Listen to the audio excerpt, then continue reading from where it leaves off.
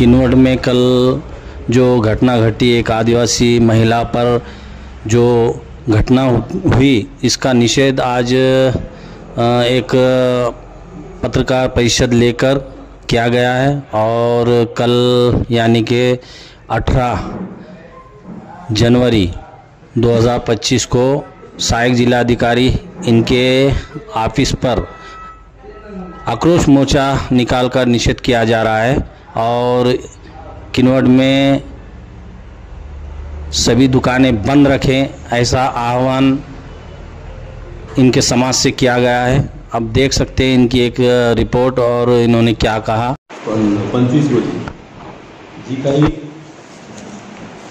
घटना घडली ती घटना अतिशय निंदनीय आहे, अमानवीय कृती आहे। त्या घटनेच्या निषेधात्मक आपण सर्व सकल आदिवासी व सकल भारतीय लोक इथील लोकांकडून आक्रोश मोर्चाचं आयोजन करण्यात आलेलं आहे। या आयोजनाचा मुख्य उद्देश म्हणजे जे काही आपल्या परिसरामध्ये गोरगरीब जनतेवर, आदिवासी महिलेवर वारंवार असे काही जे प्रकार घडत आहेत, मग तो करणारा व्यक्ती हा कुठल्याही धर्माचा असो, कुठल्याही जातीचा असो, त्याला जातपात नसते, तो नराधम असतो। त्या नराधमाच्या विरोधात आपल्याला शासकीय कारवाई लवकरात लवकर होऊन न्याय मिळण्यासाठी आपल्याला आक्रोश मोर्चाचं आयोजन करायची गरज पडली आहे। हे असे काही प्रकार आहेत जे की किन्नौरमध्ये आता 13 तारखेला जी घडलेली घटना आहे, त्या घटनेबरोबरच जी पाठीमागं काही एक 5/10/2024 जे किन्नौर तालुक्यामध्ये गोकुंदा येथे एक शाळेमध्ये राहणारी मुलगी होती। साधारणतः ती 18 वर्षाची होती। 18 वर्षाच्या मुलीवर अन्याय झाला। त्या अन्यायाला वाचा फोडण्यासाठी त्या मुलीने स्वतःहून त्यांच्या आईवडिलांना सांगून पोलीस स्टेशनमध्ये तक्रार दिली। तक्रार देऊनही ती केस रजिस्टर झाली, पण तो व्यक्ती निर्दोष सुटला। तसेच पारडी येथे एक घटना घडलेली आहे।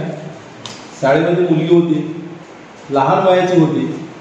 त्या मुलीवर असाच प्रकार घडला, तेही अजून केस चालूच आहे, त्याचा लवकर निर्णय झालेला नाही आहे। तसेच काही आश्रमशाळा इथे जवाहर आश्रमशाळा तिथे शिकत असलेल्या मुलीवर अन्याय झाला। सरकारीमध्ये पण अन्याय झाले, त्याची वाचा काही होत नाही। तक्रार जरी दाखल केली, दबाव तंत्राचा वापर करून ते तिथल्या तिथंच मिटून असे प्रकार घडवतात। तर हे असे न प्रकार होता याच्यावर काहीतरी ॲक्शन झाली पाहिजे, आणि ते ॲक्शन होऊन जे काही नराधम आहेत असे करणारे व्यक्ती त्यांच्यावर आळा बसला पाहिजे। ह्याच्यासाठी आपण हे जन आक्रोश मोर्चा आयोजित केलेला आहे। ह्या जन आयोजित आक्रोश मोर्चा जे आयोजित करत आहोत, ते आयोजित केलेला आक्रोश मोर्चा गोंडराजे शंकरशाह रघुनाथशाह मैदानापासून सकाळी 11 वाजता ती जमा होतील आणि तिथून शिवाजी महाराज चौकामध्ये, त्याच्यानंतर जिजामाता चौक, ते त्याच्यानंतर एडीएम ऑफिसला येईल आणि हा मोर्चा तिथं येऊन सभेत रूपांतर होईल आणि निवेदन दिले जाईल। हे अशा पद्धतीचं आहे। ह्याच्यामध्ये साधारणतः किन्नौर तालुक्यातील खेड्यापाड्यातून सर्व जनता इथे येण्याची तयारी आहे, मानसिकता आहे। तर हे असे प्रकार घडू नये अशी ह्या तालुक्यातील जनतेची अपेक्षा आहे, विचार आहे। तर हे विचार आपल्याला कुठेतरी थांबले पाहिजेत असे घडणारे, त्याच्यासाठी आपण हे आता आक्रोश मोर्चा करत आहोत। तर फिर्याद दिल्यानंतर 24 तासाच्या आत पोलिसांनी आरोपींना अरेस्ट केले। आरोपी ताब्यामध्ये आले, आरोपींवर कारवाई केली, अकराशे विरोधात दाखल केली। आता याच्यानंतर आपल्या आक्रोश मोर्चाला मागणी काय आहे? ह्याच्यावर लवकरात लवकर आतापर्यंत आपण जे बघितलेले आहेत हे निर्णय लवकर लागत नाहीत आणि कुठल्या तरी दबावापोटी कुठल्या तरी लिखाणापुढे ते आरोपी सुटून जात आहेत। सुटून जाऊ नये, त्याच्यावर ॲक्शन झालीच पाहिजे, त्याला शिक्षा मिळालीच पाहिजे, ह्याच्यासाठी आक्रोश मोर्चा आहे। हे असा जो प्रकार घडलेला आहे त्या महिलेला दुसऱ्या कोणाने न आणता ती स्वतः त्या पोलीस स्टेशनमध्ये गेलेली आहे। जेव्हा एखादी व्यक्ती, एखादी स्त्री एखाद्या पोलीस स्टेशनमध्ये जाऊन जेव्हा तक्रार देते ती काही स्वतःची आबरू दाखवण्यासाठी जात नसते, तिच्यावर घडलेला प्रसंग असतो, तो प्रसंग तिने तिथं मांडलेला असतो। हे वास्तव असताना ते आरोपी नराधम निर्दोष सुटतात, असे निर्दोष न सुटण्यासाठी हा आक्रोश मोर्चा आहे।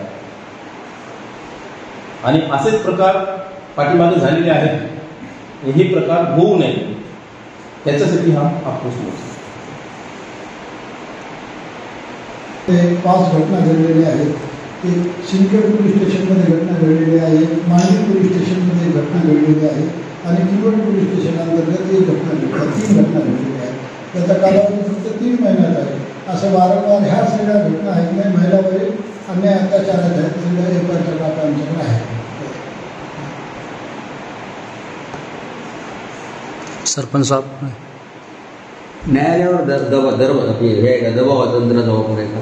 न्यायालयावर दबाव यंत्राचं म्हणता येणार, जे काही तपास यंत्रणा आहे त्या तपास यंत्रणा जी काही व्यवस्थितरित्या लिखापळी करून जी मांडणी करत नाही त्याच्यामुळे ते निर्दोष सुटण्याचे चान्सेस जास्त असतात।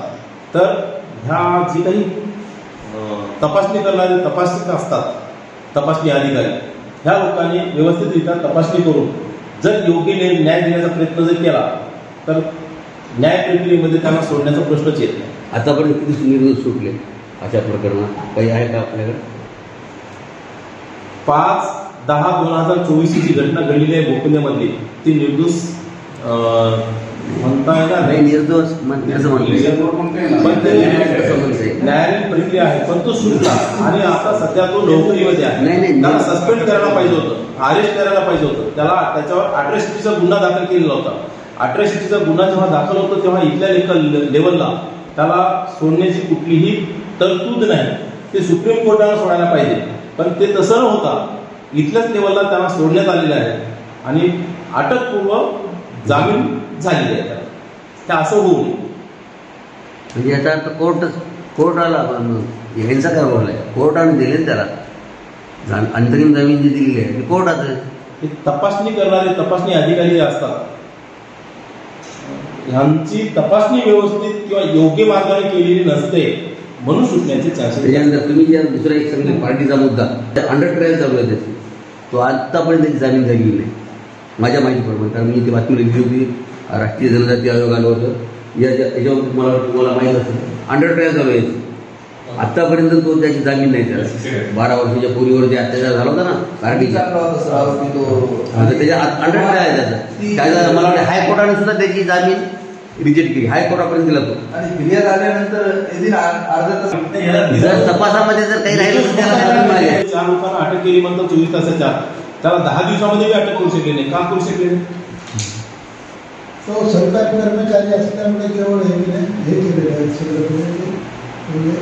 आता आजच्या प्रकरणात पोलीस प्रशासनाचे जे त्यांनी अरेस्ट केलेलं आरोपी 4 आरोपी, परंतु 4थावी आरोपी त्याच्यामध्ये सामील आहे असं पोलीस प्रशासनाला 4थावी आरोपी पकडले, 3 आरोपी 4 भी पकडली आहे ना। पारडीची जी घटना आहे दोषी आहे, आता आम्ही त्यांच्या नाही, दोषी नाही। आम्ही त्यांच्या पीडित कुटुंबाला सुद्धा भेटलेले आहोत। तर त्या पीडित कुटुंबांचं म्हणणं असं आहे की त्यांचे जे नातेवाईक आहेत त्यांच्यावर दबावतंत्राचा वापर करतात किंवा त्यांना पैशाचा आमिष दाखवतात, तुम्ही मागे घ्या म्हणतात, ह्या असं त्यांना म्हणण्याची हिंमत काय आहे? कोणाचे नाते? आरोपीचे नातेवाईक, त्यांची हिंमत होऊ नये, ते हिंमत करतात आणि त्या लोकांना आमिषाला बळी पाडण्याचा प्रयत्न करतात। आजही पारडीच्या लोकांकडे आम्ही 2 वेळेस जाऊन आलो, तर त्यांना पैशाचा आमिष दाखवत आहेत, पण त्यांनी ते घेतले नाही, ती गोष्ट वेगळी दाखवत आहेत असे त्यांच्या तोडून आम्ही शब्द ऐकले आहेत।